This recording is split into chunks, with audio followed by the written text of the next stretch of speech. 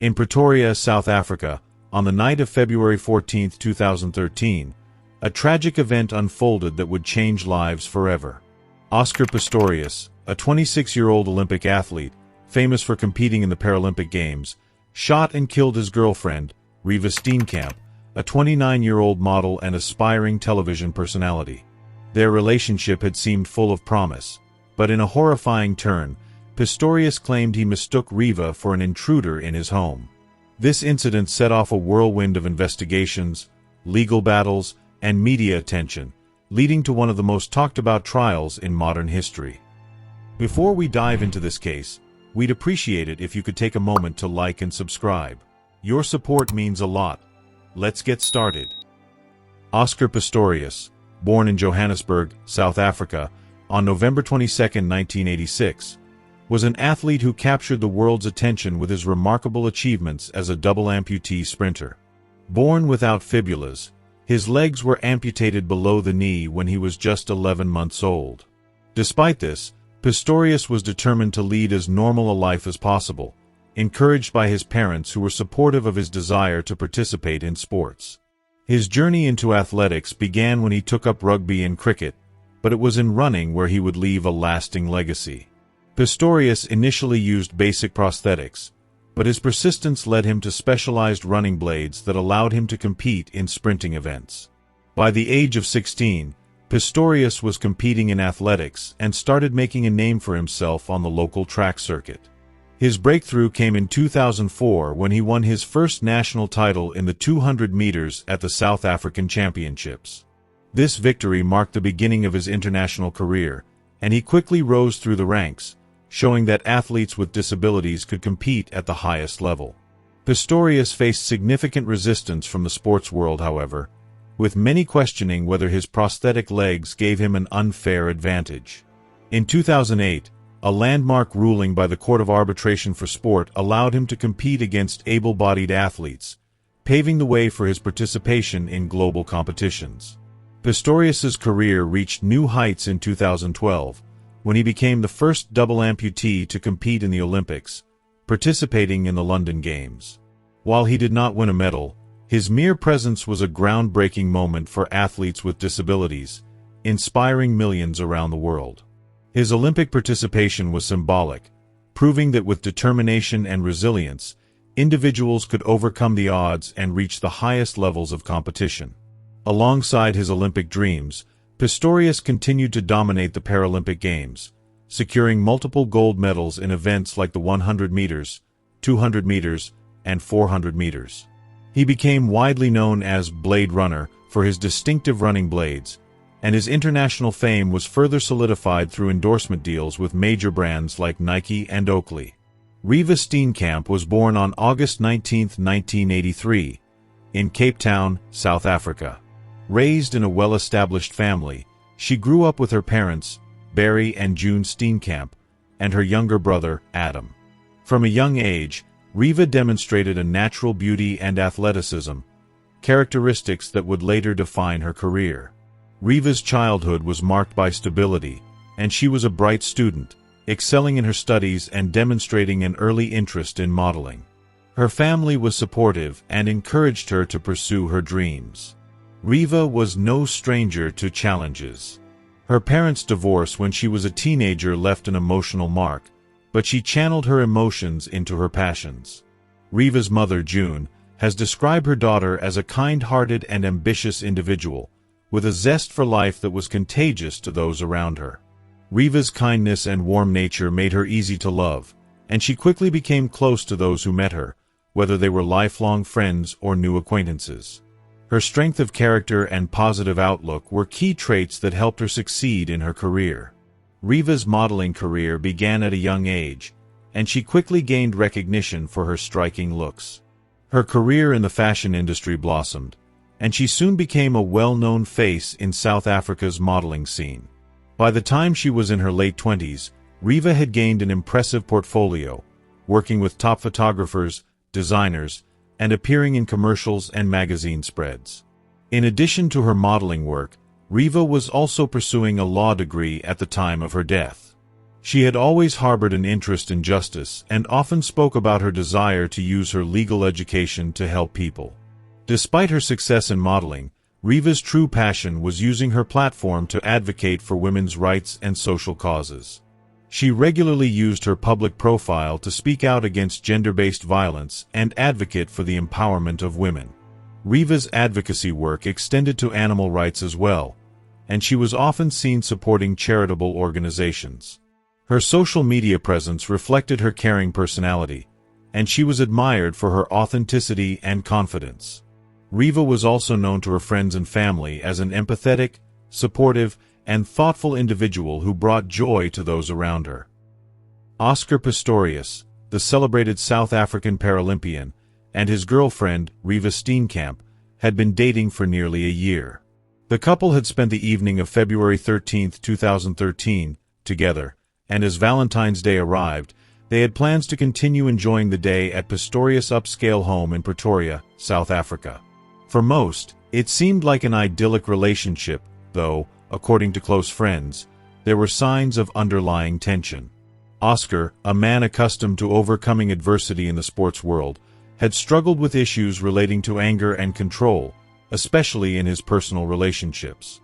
Meanwhile, Riva, a successful model and law graduate, was trying to balance her career with her new romance. That night, Riva had arrived at Oscar's home earlier in the evening. The couple had enjoyed a quiet evening together. According to Pistorius, they had dinner and spent time talking before heading to bed. The night, however, would end in a horrifying turn of events that no one could have anticipated. Oscar Pistorius' home was located in a gated community known as Silver Woods Country Estate in Pretoria, a high-security area that many considered a safe haven from the crime problems that plagued the city.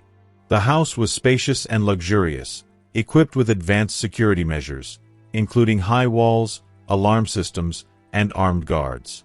Pistorius, who was used to being in the public eye due to his success in athletics, had become hyper-aware of potential threats. This need for security and protection would play a central role in the tragic events that unfolded that night. The events of the night were shrouded in confusion, with Pistorius' account of what happened varying throughout the investigation and trial. According to Pistorius, the night began as a normal evening. He and Riva had retired to bed early, and he said that he had fallen asleep beside her in the master bedroom. At around 3 a.m., Pistorius heard a noise coming from the bathroom. Alarmed, he believed that an intruder had entered his home. He described the sound as that of someone trying to break into the bathroom through the window. Pistorius, fearing for his life and that of his girlfriend, claimed that he immediately grabbed his 9mm pistol, which was kept by his bedside, and moved toward the bathroom. Pistorius claimed that he shouted for Riva to call the police, believing that the intruder was armed and could pose a threat. He said he did not realize that Riva was not in bed next to him and had, in fact, gone to the bathroom. Without warning, Pistorius fired 4 shots through the closed bathroom door, hitting Riva. At the time, he maintained that he thought the person behind the door was an intruder. However, the story quickly began to unravel. When Pistorius called emergency services, his frantic voice was recorded, but it was evident that his explanation for the events was inconsistent. Riva's bloodied body was discovered on the bathroom floor, and the investigation into the shooting was launched. The police arrived at the scene shortly after the call, and it was clear that something had gone terribly wrong. There was no sign of an intruder, and Pistorius' claims of a break-in were quickly disputed. Officers discovered that the door of the bathroom had been locked, and Riva had been struck in the head, hip, and arm by the bullets. The trajectory of the shots, the placement of the wounds, and the condition of the door all raised red flags. How could Pistorius not know that it was Riva in the bathroom? Why had he not checked to see if she was still in bed before firing? As the police began their investigation, the details of the night grew increasingly suspicious. They found that the bathroom window, which Pistorius had claimed had been the point of entry for an intruder, had not been tampered with. There was no sign of forced entry, and the security alarm system had not been triggered. Moreover, There were reports that the couple had a history of arguments, which made the shooting seem far less like an accident. Pistorius later modified his story, claiming that he had mistaken Riva for an intruder in the heat of the moment. He explained that after hearing the noise, he had immediately gone for his gun out of fear. But his explanation did little to ease the suspicions that had already begun to mount. If Pistorius had feared for his life, why had he fired 4 shots, all of which struck Riva? Why had he not shouted for her to come out of the bathroom or checked on her before taking such drastic action? Further complicating the situation, Pistorius' past behavior was examined. He had been known to have a volatile temper, and his relationship with Riva had been described as one filled with tension and emotional ups and downs. Friends and family members later came forward to reveal that Pistorius had a history of arguments with his partners and had exhibited signs of controlling behavior. In addition, there had been reports of incidents where Pistorius had acted aggressively toward Riva in the past. Riva herself had shared with friends her concerns about their relationship, and in some ways, she seemed to be walking on eggshells around Oscar. While Pistorius maintained that the shooting was a tragic accident, there was mounting evidence to suggest that the events leading up to the shooting were far more complex. Authorities soon began to question whether the shooting was truly a case of self-defense, or if it was a deliberate act of violence fueled by anger, jealousy, or another underlying motive. When the police arrived at Oscar Pistorius' home, they encountered a scene that would soon become one of the most publicized in the world. Initially, Pistorius appeared distraught, claiming that he had mistakenly shot his girlfriend, Riva, believing her to be an intruder.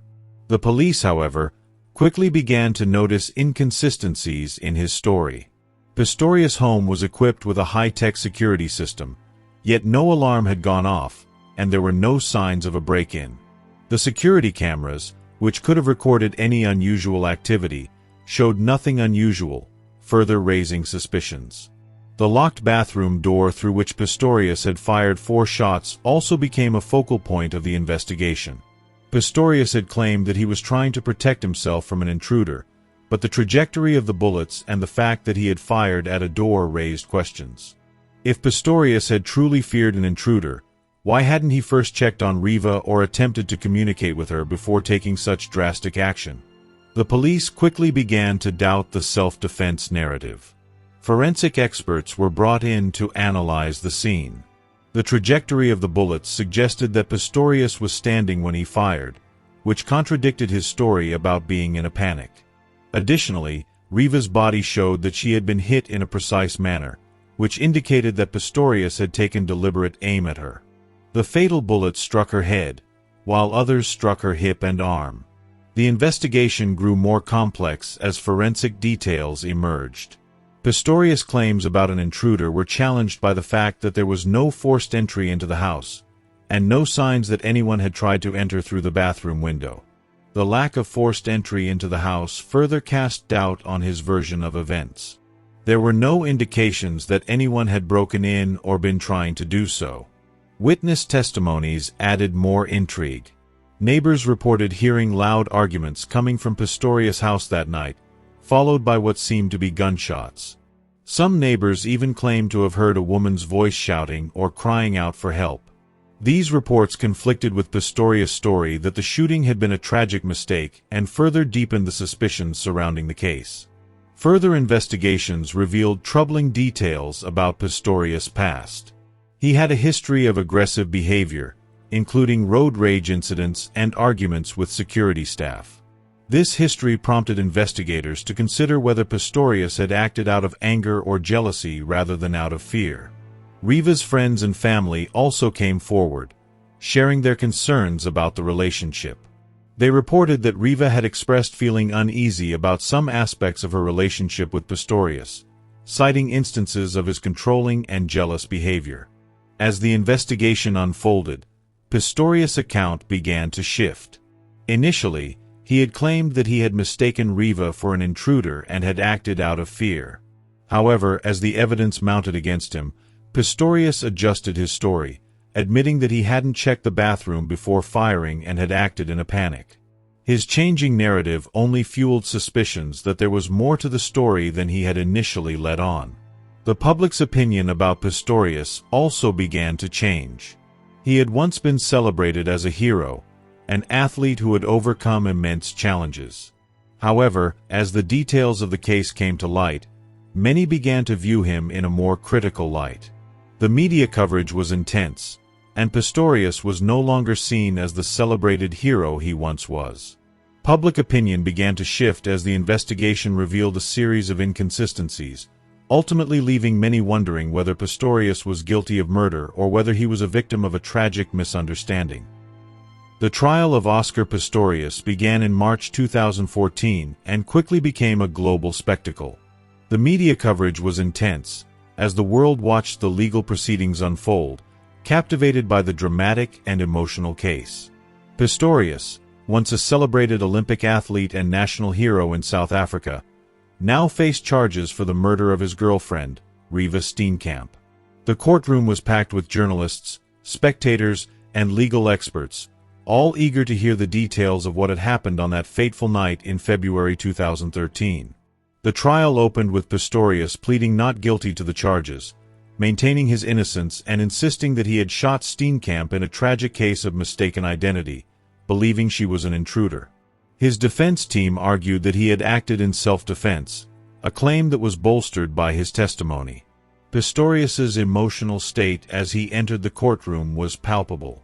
He had once been a symbol of hope for many, especially for disabled athletes, but now he was on trial for a heinous crime that had shocked the world. The first few days of the trial focused on the prosecution's case, which sought to establish that Pistorius had intentionally killed Steenkamp in a fit of rage. They painted a picture of a man who had a history of violent behavior and anger issues, a man who had fired the shots through a locked bathroom door without checking on his girlfriend first. The prosecution also relied on the testimonies of neighbors who reported hearing arguing and shouting coming from Pistorius's home on the night of the shooting. These testimonies painted a picture of a volatile and heated situation, not an accidental shooting. As the trial progressed, the defense sought to undermine the prosecution's case by claiming that Pistorius had been acting out of fear and panic. They argued that Pistorius had suffered from an overwhelming sense of terror after hearing noises in the bathroom and had fired his gun in the belief that an intruder was trying to harm him. His defense team worked hard to humanize him, showing how he had overcome adversity to become a successful athlete. They painted Pistorius as a man who had made a tragic mistake, a man who had not intended to kill anyone, least of all his girlfriend. However, as the trial continued, the defense faced significant challenges. The prosecution presented expert testimony that contradicted Pistorius's claims of a mistaken identity shooting. Forensic experts analyzed the scene of the shooting and concluded that Pistorius's story did not align with the evidence. The trajectory of the bullets suggested that Pistorius had been standing when he fired, which contradicted his assertion that he had fired in a panic while crouching behind a toilet. Furthermore, the fact that Steenkamp had been hit in the head suggested that Pistorius had deliberately aimed at her. The testimony of key witnesses also played a critical role in the trial. A number of neighbors testified that they had heard loud arguments coming from Pistorius's home on the night of the shooting. Some claimed to have heard a woman screaming or crying out for help. These testimonies contradicted Pistorius's version of events, where he claimed that he had been acting out of fear and confusion. Throughout the trial, Pistorius's emotional outbursts became a focal point. He frequently broke down in tears during his testimony, particularly when discussing his relationship with Steenkamp and the impact of her death. His tears appeared to be genuine, but many observers questioned whether they were a sign of remorse or an attempt to manipulate the court's perception of him. At times, Pistorius was seen as a vulnerable man in a tragic situation, while at other moments, he came across as evasive, avoiding direct answers to questions posed by the prosecution. The trial also featured intense legal arguments, as both the defense and the prosecution clashed over the interpretation of evidence and legal definitions. Pistorius's legal team fought to secure a conviction on the lesser charge of culpable homicide, arguing that he had not intended to kill Steenkamp, but had acted recklessly. The prosecution, on the other hand, pressed for a conviction of premeditated murder, maintaining that Pistorius had acted out of anger and intent, rather than fear or confusion. As the trial neared its conclusion, the courtroom was filled with tense anticipation. The defense had put forth a strong argument, but the prosecution had presented a compelling case backed by expert testimony and eyewitness accounts. The world waited to hear what the judge would decide. After months of testimony, the judge, Thokozile Masipa, delivered the verdict in September 2014. Pistorius was found guilty of culpable homicide for the death of Riva Steenkamp, but was acquitted of the more serious charge of premeditated murder. The judge ruled that while Pistorius had acted recklessly, there was insufficient evidence to suggest that he had intentionally set out to kill Steenkamp. This verdict was met with mixed reactions. Many were outraged, believing that Pistorius should have been convicted of murder, while others felt that the judge had been right to give him the benefit of the doubt. Following the verdict, Pistorius was sentenced to 5 years in prison for the culpable homicide conviction. His defense team immediately appealed the ruling, and in 2015, the South African Supreme Court overturned the conviction of culpable homicide, finding that Pistorius should have been convicted of murder. The court ruled that Pistorius had acted with criminal intent and had not acted in self-defense as he had claimed. In 2016, Pistorius was resentenced to 6 years in prison for the murder of Riva Steenkamp. The case continued to make headlines as Pistorius's legal team filed another appeal in 2017. They argued that the sentence was too harsh and that Pistorius should be given a lesser sentence. However, in 2018, the South African Supreme Court ruled that Pistorius's 6-year sentence was too lenient, and increased the sentence to 13 years and 5 months. The verdict in the Oscar Pistorius case marked a pivotal moment in the judicial proceedings, a culmination of years of public scrutiny, emotional testimonies, and legal drama. On September 11, 2014, after months of deliberation, Judge Thokozile Masipa read the verdict that left the courtroom in stunned silence. Pistorius, the once celebrated Paralympic athlete, was found guilty of culpable homicide for the shooting death of his girlfriend, Riva Steenkamp. However, he was acquitted of premeditated murder. Judge Masipa ruled that Pistorius acted recklessly, but there was insufficient evidence to support the prosecution's claim that he had intentionally set out to kill Steenkamp. The decision was met with mixed reactions from the public. While some were relieved by the lighter sentence, others were outraged, feeling that Pistorius should have been convicted of murder. Critics believed that the evidence suggested premeditation, pointing to Pistorius's actions of firing 4 shots through a locked bathroom door, killing Steenkamp. On the other hand, some supported the verdict, maintaining that Pistorius's claim of mistaking Steenkamp for an intruder was credible, though his actions were still irresponsible and reckless. Judge Masipa emphasized that while Pistorius's behavior was indeed reckless, she could not definitively conclude that he had deliberately murdered Steenkamp. The defense's argument that Pistorius had acted out of fear, believing he was defending himself from a potential intruder, was partially accepted. However, it was clear that Pistorius's failure to assess the situation properly led to tragic consequences. He had fired 4 shots without knowing for sure who was behind the door. The ruling of culpable homicide, therefore, was based on Pistorius's negligence and lack of caution in a life-threatening situation. Following the verdict, the case shifted to sentencing. The prosecution pushed for a lengthy prison term, arguing that Pistorius's reckless actions led to the unnecessary loss of life. They also highlighted the fact that Pistorius, despite being a celebrated athlete and national hero, had acted irresponsibly with a firearm in a highly vulnerable situation. On the other hand, Pistorius's defense team asked for a lenient sentence, citing his remorse for the killing and his background as a disabled athlete who had achieved global recognition. They contended that Pistorius's actions had been the result of an emotional panic, not premeditated malice. In October 2014, Judge Masipa sentenced Pistorius to 5 years in prison for the culpable homicide conviction. Although the sentence was considered lenient by many, it was in line with South Africa's sentencing guidelines for similar crimes. However, the decision sparked outrage among many who felt that Pistorius's celebrity status had influenced the outcome. His supporters, however, believed the sentence was appropriate, considering the context of the case and the emotional toll the trial had taken on him. The legal battle did not end there, as the National Prosecuting Authority, NPA, announced it would appeal the ruling, arguing that Pistorius should have been convicted of murder, and his sentence was too lenient. This decision divided public opinion even further, with some calling for a harsher punishment, while others argued that the legal system had already made its judgment. The appeal went to the Supreme Court of Appeal, where in November 2015, the ruling was overturned. The court found that Pistorius should have been convicted of murder and not just culpable homicide. The prosecution's case of intentional killing was accepted, and the judge stated that Pistorius had acted with criminal intent when firing his weapon, even though the murder was not premeditated. In 2016, Pistorius was resentenced to 6 years in prison for the murder of Riva Steenkamp. Many still felt the sentence was too lenient, citing the gravity of the crime. Pistorius's defense team made further attempts to reduce the sentence, but the courts remained firm in their judgment. In November 2017, the Supreme Court of Appeal once again increased his sentence, this time to 13 years and 5 months, ruling that the 6-year sentence was not sufficiently harsh. This was the final legal blow to Pistorius's defense, and the ruling was a decisive move in upholding justice. The aftermath of the case left a lasting impact on Oscar Pistorius's life, career, and legacy.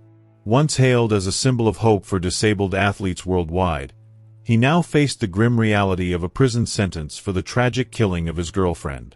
The case also had profound effects on Riva Steenkamp's family, who had endured years of legal proceedings and emotional turmoil in their pursuit of justice for their beloved daughter. Steenkamp's death cast a shadow over Pistorius's rise to fame, transforming him from an Olympic hero into a convicted murderer. Oscar Pistorius' rise to fame and fall from grace is one of the most tragic stories in sports history. From a man who inspired millions with his determination to overcome his disability to a convicted murderer, Pistorius' life serves as a cautionary tale of fame, violence, and the consequences of actions. The murder of Riva Steenkamp continues to haunt the people who knew her, as well as the global community. Riva's bright future was cut short, and her family and friends are left to mourn the loss of someone who was more than just a model. She was a beloved daughter, sister, and friend. Oscar Pistorius' story is a reminder that the truth often lies beyond the surface, and the repercussions of violence ripple far beyond the courtroom. Share your thoughts on this case in the comments below. We'd love to hear your opinion. Thank you.